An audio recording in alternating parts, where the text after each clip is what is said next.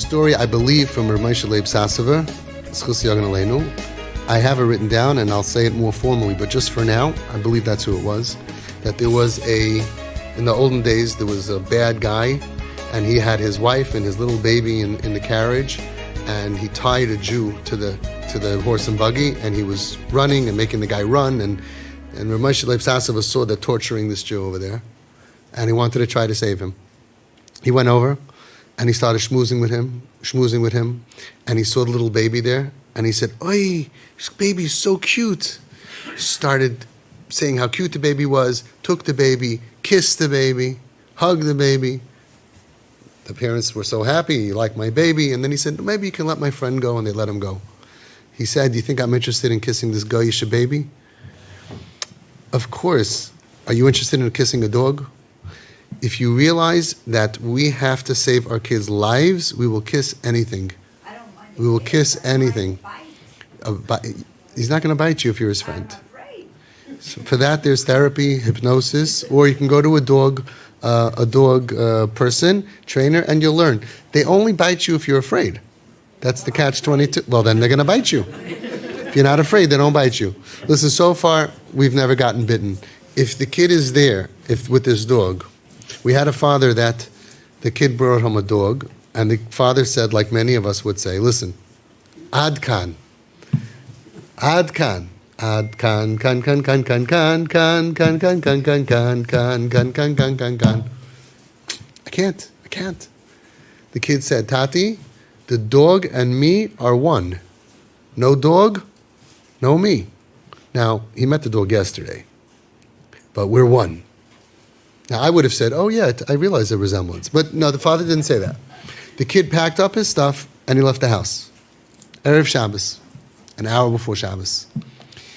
This kid was in a matzav of pikuach nefesh, a chayla sheyesh by sakana, according to l'chal hadayas, according to everybody. And we're frightened. Father calls him, doesn't answer. Calls him again, doesn't answer. Calls in half an hour, 45 minutes, goes into Shabbos. The mother lit candles, crying because he's a suicidal kid, mamish suicidal. Father comes home from shul. In shul, he asked the shaila. He came home from shul. Kid's not there. Picked up his phone on Shabbos. Calls his son. Son picks up. "Oh, you calling me on Shabbos? You do care about me." Father says, "I'm so sorry. Please come home." Kid came home. The whole thing was like 2-3 hours. Showed his mother. Opened up his shirt. In that time, he got a huge tattoo right here on his chest of an angel, like with a sword, and he said, "Because this is going to protect me, that nobody should hurt me.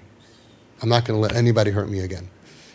This kid felt so much pain that he was being rejected because his dog was being rejected, when logically, he knows, he grew up in this house, he knows that his father, in the middle of Borough Park, is not interested in a dog.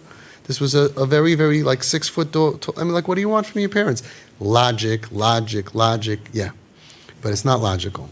You have to choose. Either I'm going to accept temporarily so I can save my kid, or chas v'shalom lose the kid and save myself, the agmas nefesh, and all the stuff that we go through. If you look around the room, you're surrounded by angels. Angels who will do anything to save their kid. And they've proven it. Anything they'll save their kid. They're covered out the window, their reputation out the window, but by the way, everybody respects you in the world. That's what's interesting, because today it's not 1986 anymore. Today people see you walking on Shabbos with the kid, Azai, Today they say, Azai daf mentin, this is the way we need to do it, because Klal Yisrael is sick of losing kids. Sick and tired of losing kids. We just are. And everybody realizes, like the cloud lifted up, and everybody realizes, we have to be Makarev. That's what we're here for. Everybody, yeah. Almost everybody. Ruba de ruba de ruba de ruba. But people look up to you, they admire you, and they say, "Wow, that's such strength." They admire your strength. You said by the chassan, the people, right?